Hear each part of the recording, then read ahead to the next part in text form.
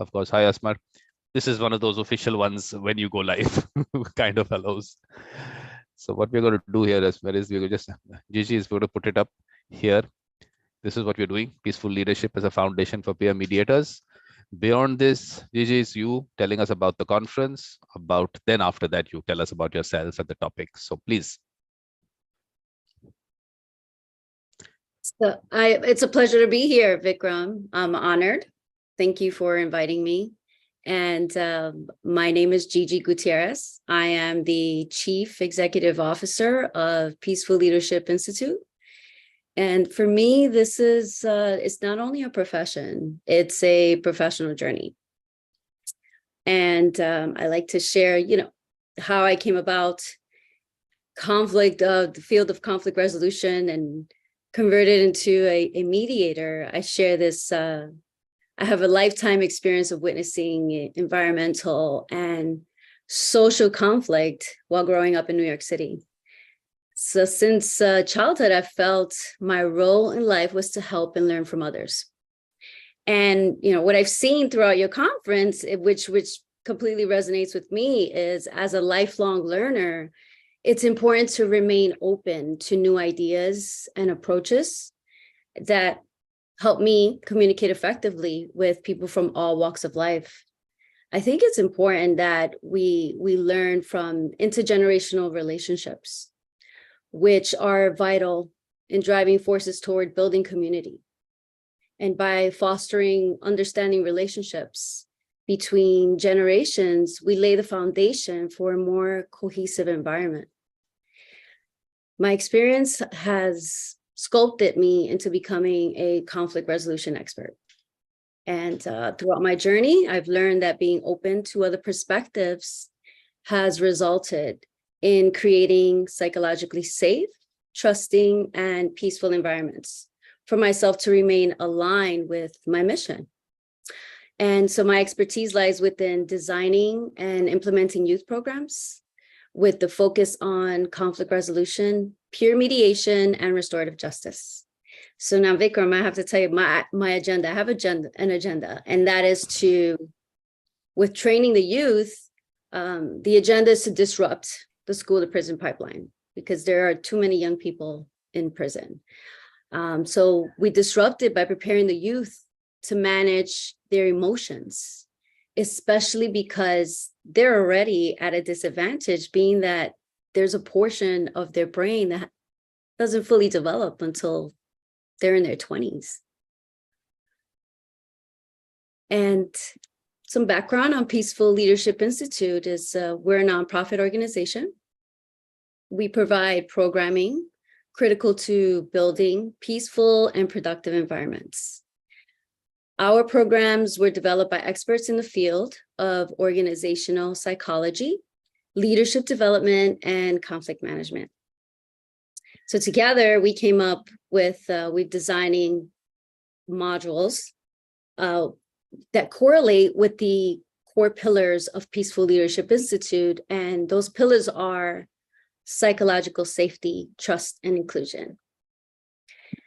I don't know if you have any questions for me or if you want me to keep going. Since I just wanted that first introduction on the conference, some nice things to come out from there, but that didn't, too much didn't come out from there. But like you said, yes, you have to be open. There's lots of thoughts that have come, lots of topics, interestingly.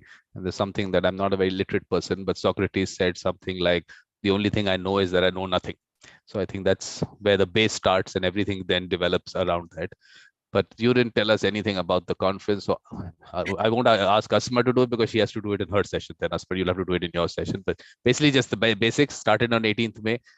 That kind of basic, Gigi, that's the only basic that I wanted. Just the basic, what the conference was about. And just that it goes on till 30th June and all the recordings are available on my YouTube channel. Easy to find. Just search Mediator Vikram. Chances are you'll find it. And of course, I mean, started on Ken Cloke's birthday because I celebrate that as World Mediators Day, and it's been really nice to be the face of the resolution revolution. And of course, please watch at least what he has put out there. There are, I think, more than 20 sessions with him on various topics. So on mediatorvikram.com, you find a list there. I mean, it's been really nice to give all that time. I mean, that's the nice thing, that he's wanting to share his wisdom with all of us. That's, I think, the most important part, and to learn from him that he's always open to learn new things. It seems, I mean, he's how much of that new thing reaches him, because he's already read so much. He's really well read, and that's quite a difference from what I am. So Gigi, it's all about you. Take us wherever, because questions in the sense, of course, as you go along, there will be basics that I will get into, because you said the prison system and young people in it. Point is, why should anyone be in the prison system? Why is the colonizer's jail still there? It's a colonizer's jail. It's a colonizer's cage that people were put into. All those processes are still in place what the colonizer gave us. All the raw rules, the laws, the police acts, all that, we took it from the colonizer. I'm talking about us. You will tell us about your situation. We've still got those what the colonizer gave us. So I think that we start from the root of the problem, and then all these things which are the problems which have come up because the root is what it is. Those are things you'll have to address, Gigi. Well, I agree, Vikram. They're the root to the problem. I mean, where do we start? Where do we start? I mean, has even slavery been abolished yet? No. I mean, they're in prison working for free or working for 1 cent a day. You know, they disguise it with the 13th Amendment. But just my main focus is the youth, because in theory, if we prepare them to be able to manage their emotions early, it can provide a healthier environment for classrooms, especially with when we talk about peer mediation as a foundation.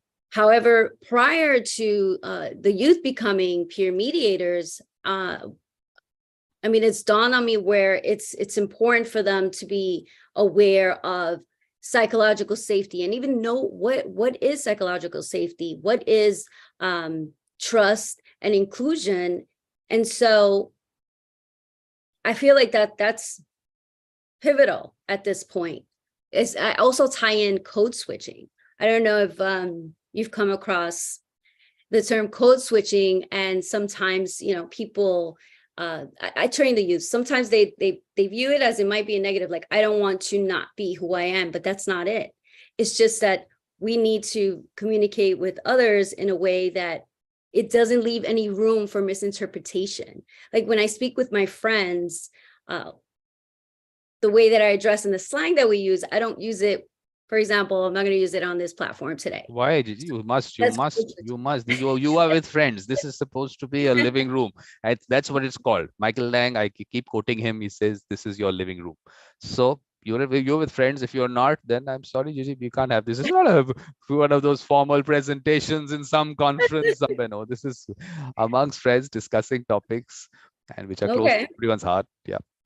Well, I mean it in the sense of where, you know, sharing things, experiences in the past where, you know, they go in the secret box. Like you can't put everything out there, Vikram. Why?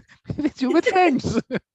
I look, sometimes I also don't know that it's going live somewhere. It's just a conversation. I mean, I know that there's something on top which says live. That's all. I don't even see myself because that hide self view is an option in Zoom. So I don't even see myself. So please. Okay. Of course, as much as you want to. Totally.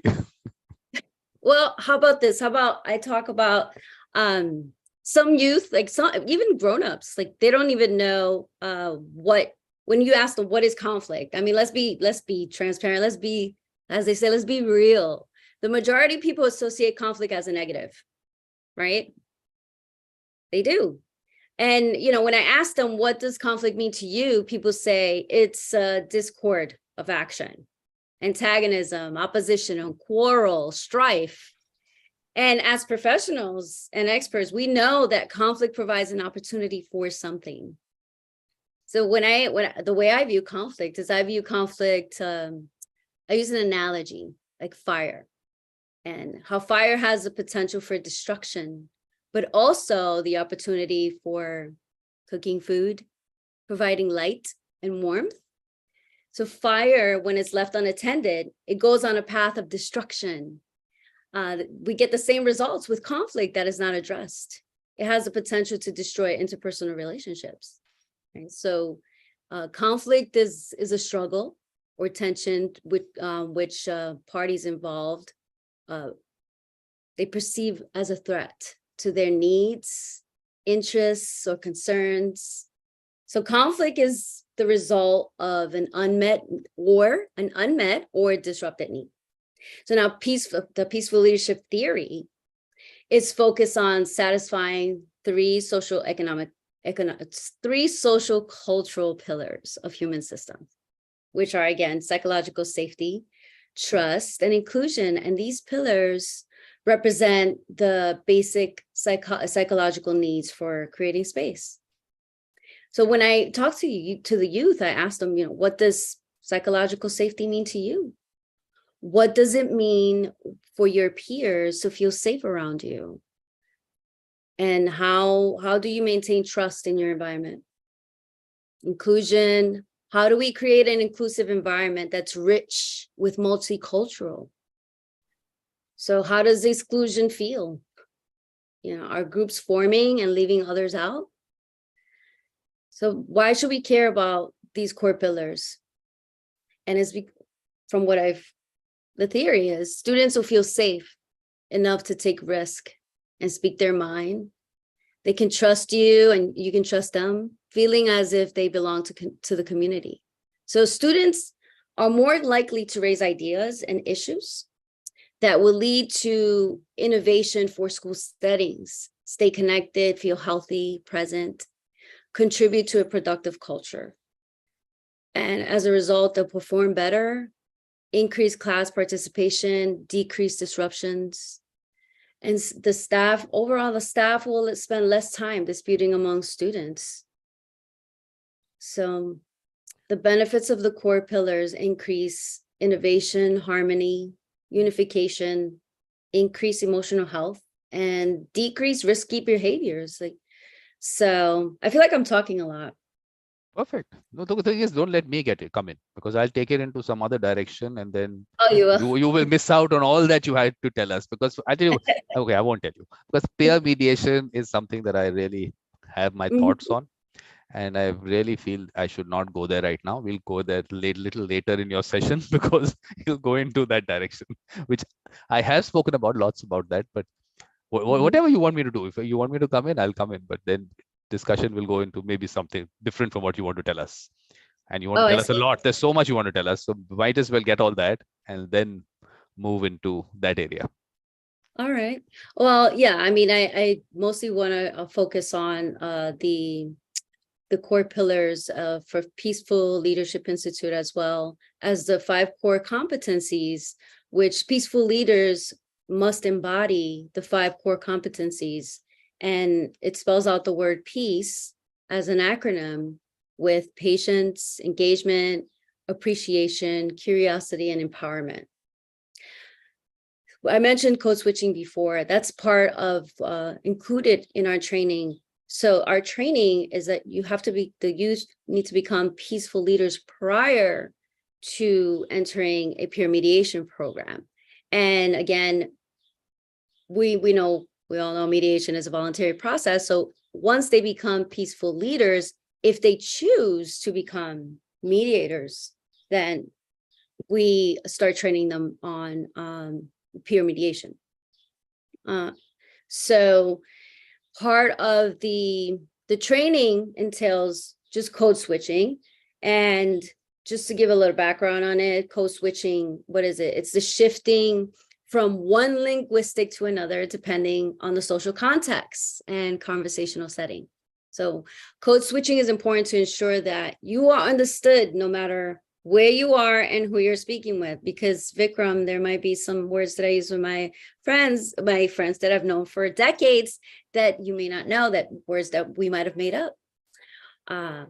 So, and also the key to code switching is maintaining your identity. And I always stress this, to maintaining your identity while communicating in a way that fits into the culture in which you are thriving.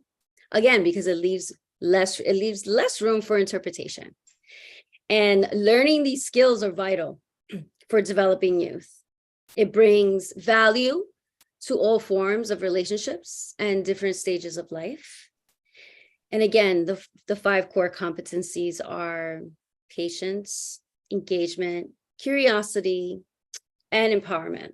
So to dive in a little bit deeper into the core competencies is with patience, what we talk about is self-awareness and understanding your emotional experiences, being aware of your biases, reflection and self-examination, and knowing what your triggers are. Even as adults, we struggle with this. So, I mean, we can only imagine the youth who, again, there's that part of the brain that's not even fully developed. They're already struggling and at a disadvantage. So the theory is if we start training them early, there'll be less room for disruptions in the classroom.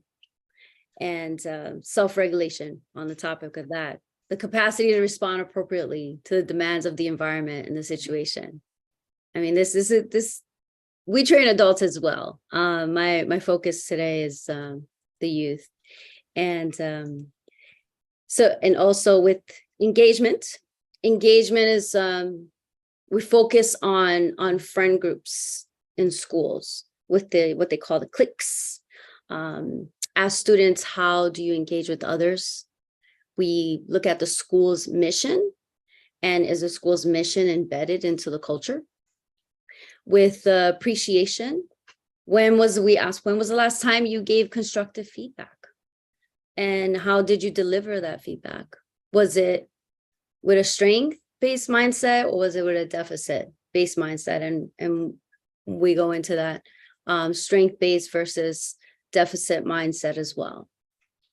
With curiosity, it's the willingness to approach escalated situations. Many people are not comfortable addressing parties that are in conflict. So these are all the prerequisites for the youth to becoming peaceful leaders. And also empowerment, which places the emphasis and skills on managing assignments in the way that promotes ownership and accountability. And we also we go into conflict resolution. With conflict resolution, managing emotions, conflict management, also known as conflict approaches. We talk about competitive, compromise, collaborative. And with the youth, I like to use animals to define what these approaches are. For example, with competitive, I explain to the youth, it's like a shark. A shark has a win-lose life outlook. They only care about their goal, which is to eat, and eat. They do not accommodate anyone else other than their own needs. And with avoidance, I say that it's like a turtle when the turtle goes in their shell, because the turtle, it's usually, one of the parties does not invest in the problem, or, just wants to avoid the confrontation and decides to withdraw from the argument, which is avoidance. And with compromise, I explain that there's these emperor penguins who one mate sits on the egg while the other mate goes out into the ocean hunting for food. And now the mate that's sitting on the egg is sitting there with last year's food in their belly. So that's a situation that may not be preferred by one of the parties, but is acceptable for all the parties to be involved. And that's compromise. And with the accommodator, I mentioned dog. Dogs are loyal they're just loyal to a fault. So dogs choosing to neglect their own preference to satisfy the preference of the other person. That's an accommodator. And collaborative, which is win-win. I say, think about the orca.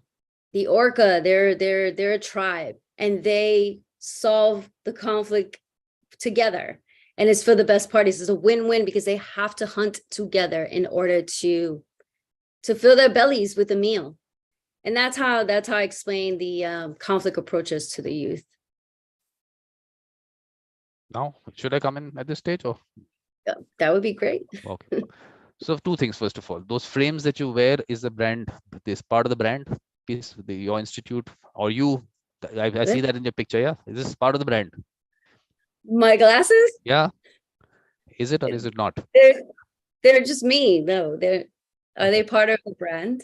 I see. No, I was looking at your LinkedIn picture and here, so I think maybe it's part of in some. It's like an identification. So this is Gigi. This is her brand. Is it? Seems to be. I don't know whether it is. Yeah. I mean, yes, it is my brand. Yeah. Okay. Nice. Nice. Okay. Actually, what the issue with peer mediation for me is that people, like you just said, training.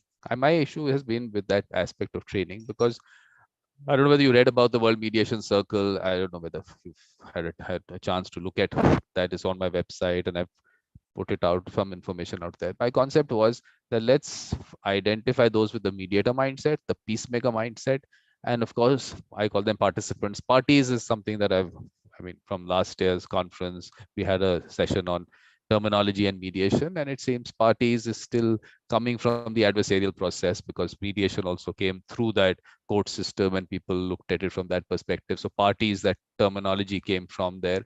Idea is to not use that. I mean, idea is that it is a space where everyone's trying to participate. So it's participants. Okay. So my issue was with the fact that people are going to, in terms of peer mediation, going into schools and saying, we'll train you. And I'm saying that that mediator mindset exists in some children. And I mean, there are not too many. And children know about those children. That's the best part. And all I said was, let them identify their mediators, let them identify their peacemakers. It is their process. Let not anyone else come and do anything about it, because otherwise they'll carry that same thought process outside that someone else is going to do this for us. Someone else is going to find a mediator for us. No, this is you. You have a dispute, or in that case, maybe fight or misunderstanding, whatever. For the children, you might not use the word dispute as such, but whatever they have, it's theirs. They have to find the right people to, whatever it's going to be, a peacemaker. My differentiation is a peacemaker brings people together but doesn't have the skill to be a mediator, and a mediator has that skill to actually help resolve that dispute. Let's call it dispute right now. So that's my issue, has been that people have gone there and said, we'll make you a mediator, and which has continued otherwise also in general. In our 40-hour factories, we'll make you a mediator. So that I feel is, I have a problem with that being associated with peer mediation. That's why I never used that term. I wanted to move away from it. So I don't mind using school mediation or anything, because the moment peer mediation will be mentioned, it will always be associated with training. I'm saying those people who are participants. Let's talk about those, not the mediator, not the peacemaker, but other people whom you want that they should, of course, have that attitude to resolve it amicably. For those people, all this conflict coaching and all that, I can understand where you want to do it perfectly all right. But to create mediators like that in general, I think hasn't worked. And that's, for me, is the problem. And that's why the identification of these people, be it in schools, in communities, by people themselves. And let's bring them out. And whatever else that you are doing in terms of, I'm sure you have good things to tell them, but for the mediators and the peacemakers, I still call it skill development. I don't want to call it training because I can't train you to be a mediator. You can't do it. It's not something that I can put into it. It is something which comes from within, and that, of course, evolution takes place. So I don't know what your thoughts on that are. And Asma, at any point of time you want to come in, please. At any point of time. Yeah, thank you. I also want to comment. By the way, Gigi, what you do is great. I want to say thank you to you on behalf of all children. You do a really great job, because conflict prevention, what you do is the conflict prevention, and it is the key column of conflict management and conflict resolution. If you can prevent the conflict before its emergence, before it comes out, especially among youth, you save the future of these kids. You create a better community. You create a better society for your country. That is really good goal you put for yourself. I also have 2 kids. I would love to have this kind of nonprofit organization in my country, because indeed schools, kids spend most of their time, their daily time at school. They are mostly affected and impressed in their daily life by what happens at school. Meanwhile, parents take care of kids and other issues at home. Sometimes parents like me, we work full-time, we have full-time work. We may miss something in our kids' life. We do our best, but we are not always with them because we have to earn money for them.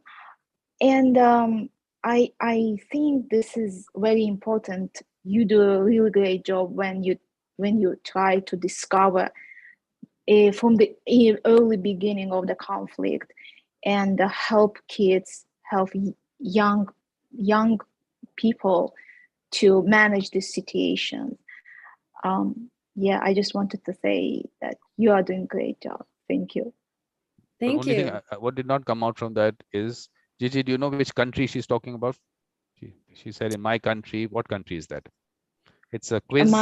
You don't have to tell her. Okay, look, in the sense you might not know also, because this conference I decided I'm not going to write countries in front of people's names. Okay. So we're all one big, of course, family, let's call it that. We are one big family. Let's not get countries into the picture. But because she's mentioned countries, so she's from Azerbaijan. I am from Azerbaijan, yes. Republic of Azerbaijan. This is far from the United States, at the middle, at the center of Eurasia. Well, if there's anything that I can do to help, please reach out. Yeah, I will definitely reach out to you. I wanted to learn more about your nonprofit. Maybe Sure. we can establish a future cooperation between my country and your corporation, your organization. Yeah, I'm really interested in the work you do. We're definitely open.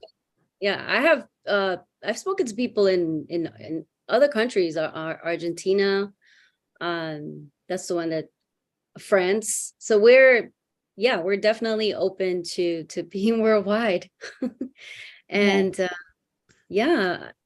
Vikram, I want to say that I agree with your points that you mentioned before. Like, this is not to be something where that's force fed into the youth. This is skill building.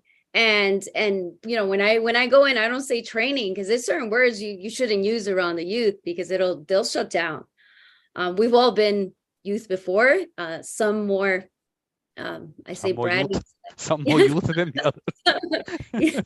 And you know, I definitely was a challenging student, and I would have benefited from something like this. You know, looking back, I think that not all the time, but a lot of the target audience should be the students that are struggling, the ones that have the most challenges. Those are the ones that need these skills.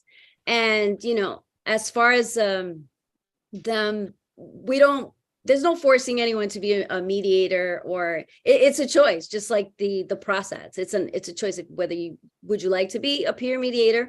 And again, I agree with you with the point that they choose who that peer should be, because that's leadership.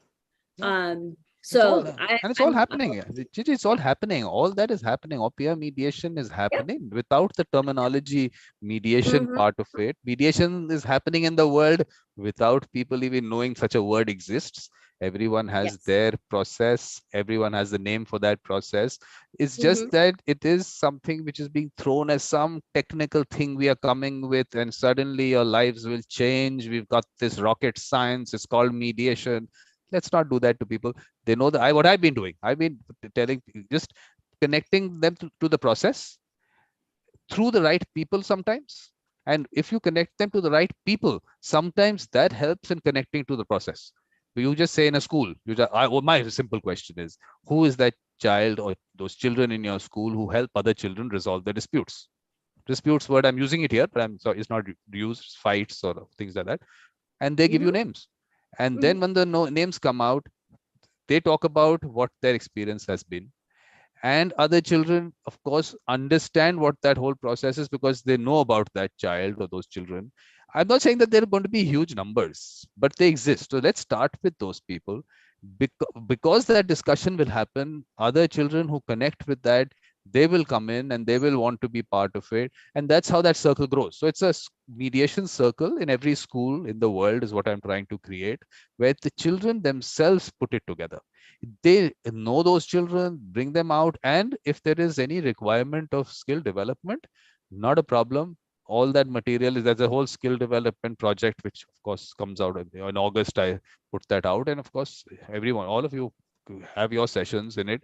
This conference was supposed to be a teaser for that, that everyone, those topics that they would want to discuss in the skill development project, they have a little discussion on that. People identify with you and they want to attend your session.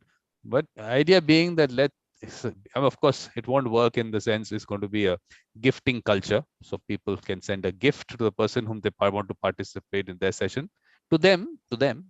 And that, of course, some gift you can send me. So how the gifting culture works. But that's how I want to put it across. So that can affect that whole commercial sense, that the way all that skill development is happening. And that's of course, where the money is being made in relation to mediation training programs and all.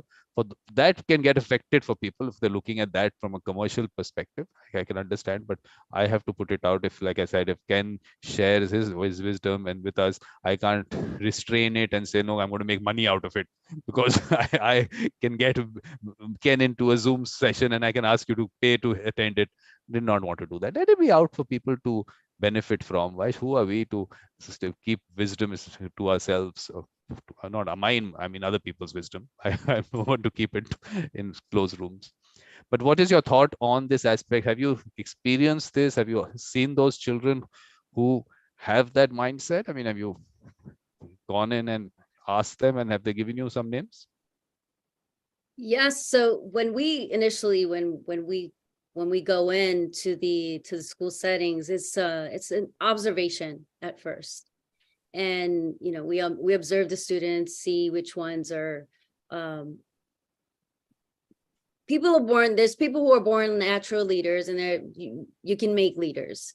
So we sit in the classroom and observe, and then the teacher will give us their feedback, and then the students they choose who wants to be in the program. Everything that you're saying, I'm in line with what you've said, like, so far. And I want to say that knowledge is power. Knowledge is wealth.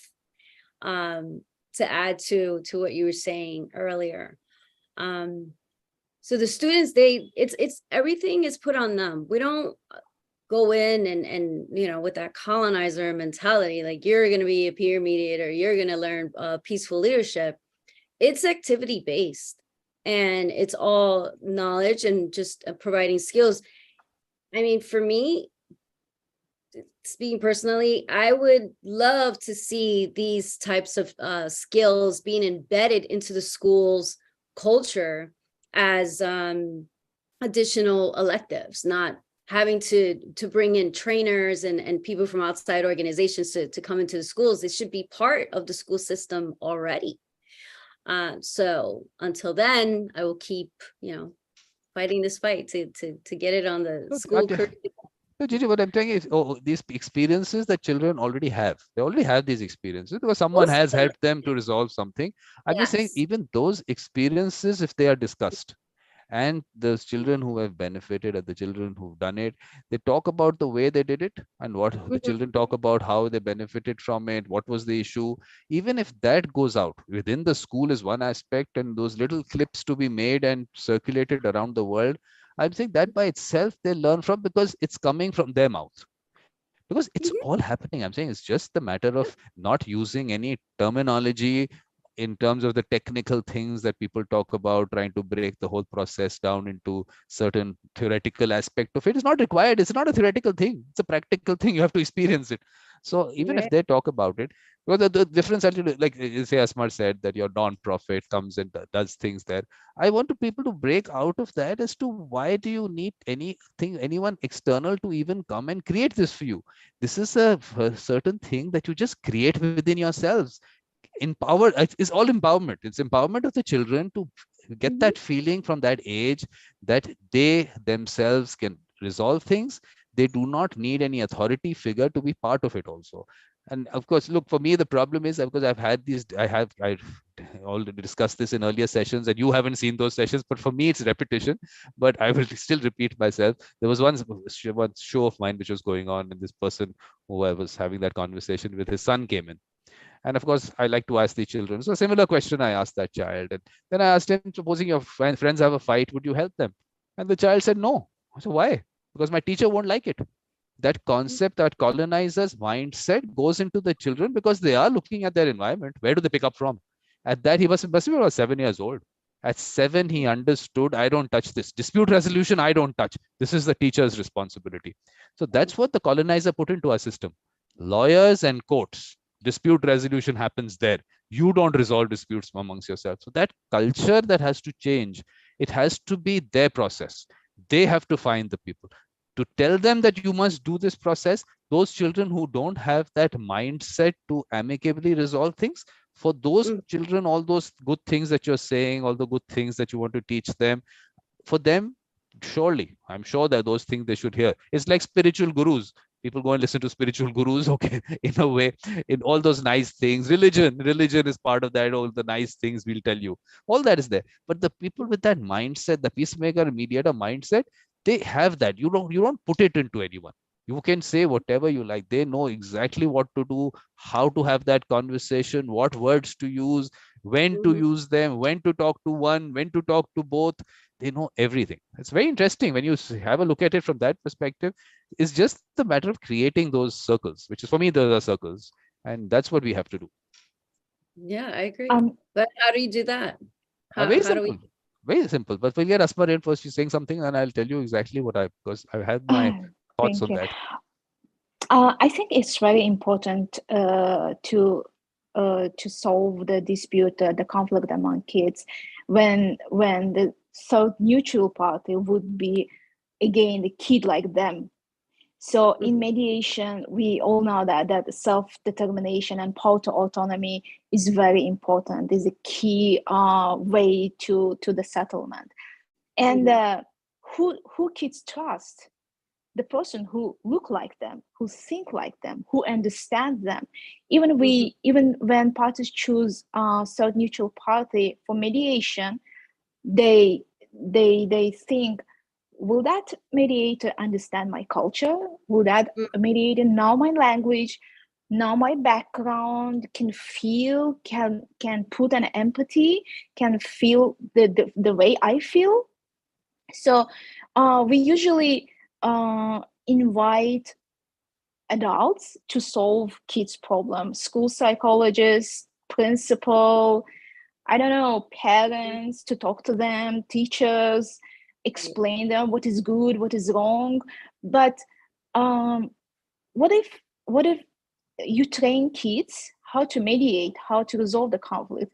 What if we, as you mentioned, Gigi, we governments adopt policies which will implement your program into the school program, and kids, some kids will be trained, or as Vikram mentioned, they will allow to solve their own disputes among themselves without the interference, without afraiding that what the teacher will say. So they will have on the unconsciously think that, okay, if I have a conflict, I can rely on this fellow, on this pupil, and that fellow will help me. So I think, there's something to think about this. The government maybe has to think and has to do something about this. Asma, don't get the government into it. Don't get the principals into it. Don't get the teachers into it. You don't need to get anyone into it. The children themselves are smart enough to do it, except that environment is not created. because environment, everyone wants to control that environment itself. What environment are these children growing up in? We know best. We know what to give them, what dose to give them, when to give it. You don't know anything. If you knew what you had to give them, I'm sure things would have been a lot better in terms of the way they were resolving things. And of course, getting into issues which Gigi was saying, children, that is another extreme of children in prisons. We started off with that, but all that continues right from that stage. So all I am saying is, of course, training part, you just heard me on the training part. I'm saying that if this is, think of it as communities as they existed. There were always these wise men in communities. So they always existed. In families, those wise people existed. Over time, what happened is, of course, the colonization aspect of it, that you created certain dispute resolution spaces, which they call courts. And it was that, okay, that's where you go. You don't go to these wise people. And there were issues with those wise people also, because sometimes these wise people thought they will tell you what to do and you had to do what they told you to do. And no one liked that. Well, as society developed, you don't want that to happen. You don't want someone to force something down your throat. So that also helped the colonizer create these spaces also. Because a lot of traditional communities, you had those rulers or tribal chiefs and all those who actually pushed their decisions onto people.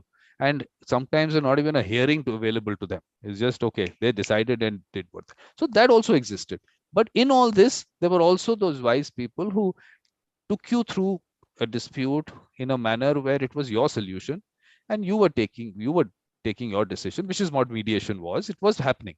So all I'm saying is that those people, those wise men, be it in schools, wise children, be it in communities, be it in families, valuing them, identifying them, and bringing them out and saying that yes, these people exist. That's our starting point, because that whole layer of people have not been respected in society in general, because the way they are, those people, the people with that mindset are not out there publicizing themselves. They don't want to push themselves out there. Oh, come to me. It's not like that. You go to them because you over time saw their conduct in whatever way, the way they dealt with people, their value systems and everything. So they knew those people because of that. That trust aspect of it did not come from anything. It's not from age also. It's not every old person was that wise person. No. So it was people that you identified over time. Same thing will happens in schools. Children see other children all the time. They see their conduct. They know what's happening. How did this person deal in that situation with that person? They know everything. It's just that that environment is not created because authority figures don't want to create an environment where the children can within themselves sort things out. They do not want it. The authority figures just don't like that. This is what the colonizer gave us, and that got pushed into society in every way. So I'm saying that that environment to be created is all that's required to tell them, yes, you can create that space of yours. And Gigi, that space has a lot of purpose, a lot of purpose, because you're talking about leaders. And I've had, again, last year's conference, you can have a look at that. There was one discussion we had on mediators as leaders and leaders as mediators. So the point is that these spaces that you create and these children the children identify as their mediators, they become their leaders in whatever. It's not that they're leaders as in, it's not that some election is happening in leaders, but as a group or as a community, these people can take them through in terms of conversations, which I mean, that's the long-term aspect of these circles, is that this is a space which is different from the activism, politics and advocacy groups. Those groups exist and they will exist.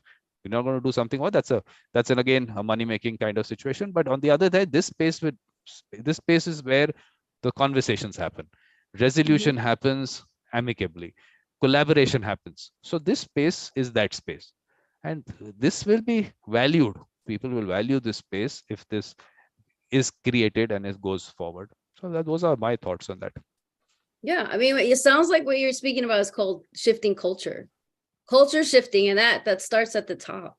I want to add to Asmar when she mentioned, that she said the government, there was mention of policies. So, I mean, the mission here is the school to prison pipeline should not exist, and it does, and it exists because of unmet needs, disrupted needs, disruptions, And that initially stemmed from this zero tolerance policy that was put into place many years ago.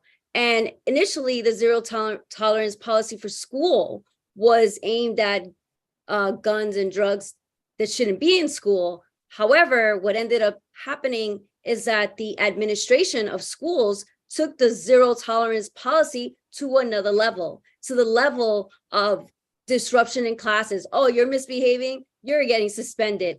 Sometimes when we suspend a child, that's a reward.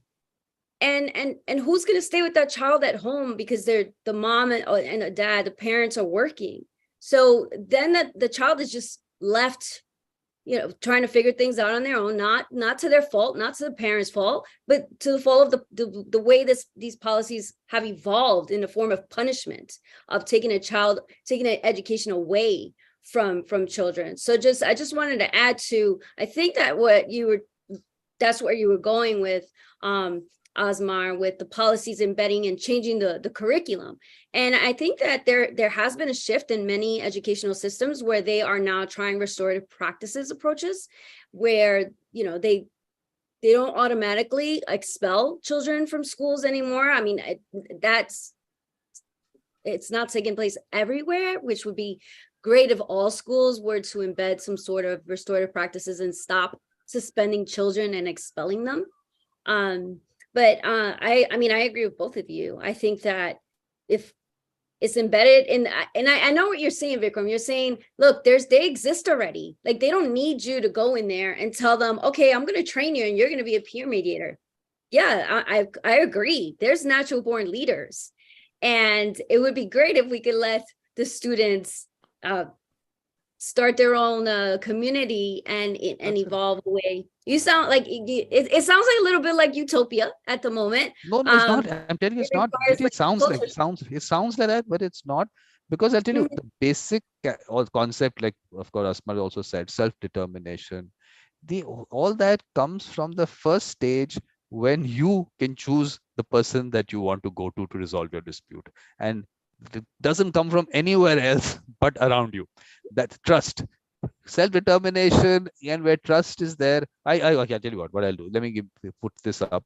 This is what I have on my website, and let me put that up there because you people are too busy to read what I put out there. And sometimes I feel, why do I put it out there? I just do it for myself. No one reads anything. Okay, so basically this is mediatorvikram.com. So basically, of course, all the connecting things are there. I physically exist. But okay, but this is World Mediation Circle. So let's just read through it. Okay.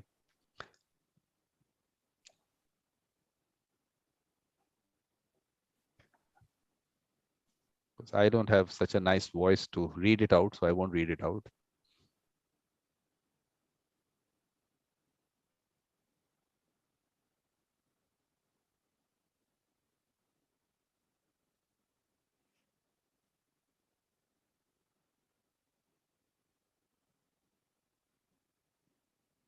Mm-hmm.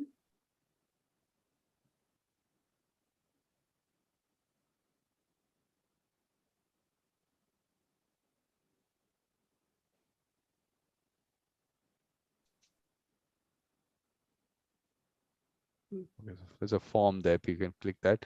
But why I want to show you this aspect of this one, of course, voluntary. This basic structure of this definition has come from the Singapore Convention, because at least globally there is a definition today where countries have agreed upon, because countries don't have a definition in their legislation, but the word gets used.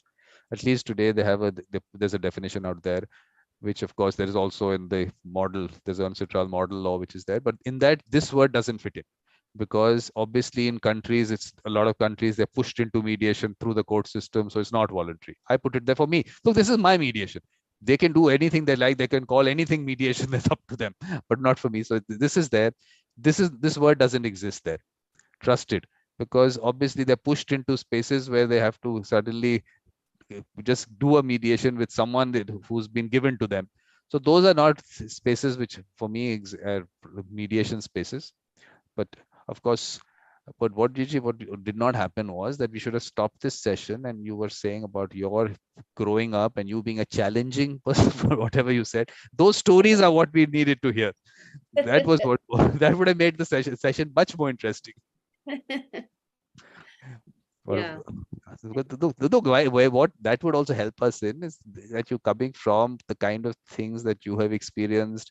Based on that, you look at these children experiencing certain things and how should that go. Of course, punishment and all those aspects by themselves need discussion, because we are Mhm. still looking, like I said, at a colonizer system, which 300, 400 years back, there was no understanding of how any kind of crime, what the mindset is, how that mindset changes. Are there ways that that mindset can change? Those 300, 400 years, they were not even looking at that. And in a way, a colonizer did not want to look at it. Wanted you just put this person, put into a cell or a cage and just forget about it. Today, animal rights activists are fighting about animals not being put into cages, but no one is fighting about these people very casually. The judiciary can send anyone in there, that innocent until proven guilty is not even anywhere close by. On what basis do you put someone in a, okay, there's a, for a moment, let's look at in a conviction situation, what happens. Let's look at that. In that situation also, it shouldn't happen.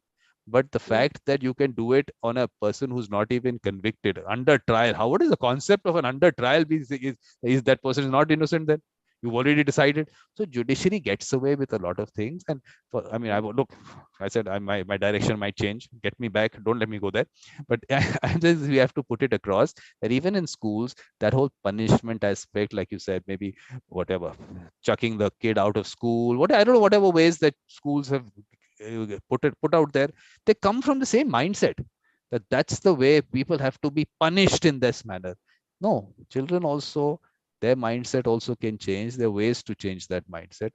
And of course, lots of work is happening and must be happening on how the brain functions and how the brain structure can change. All that is happening.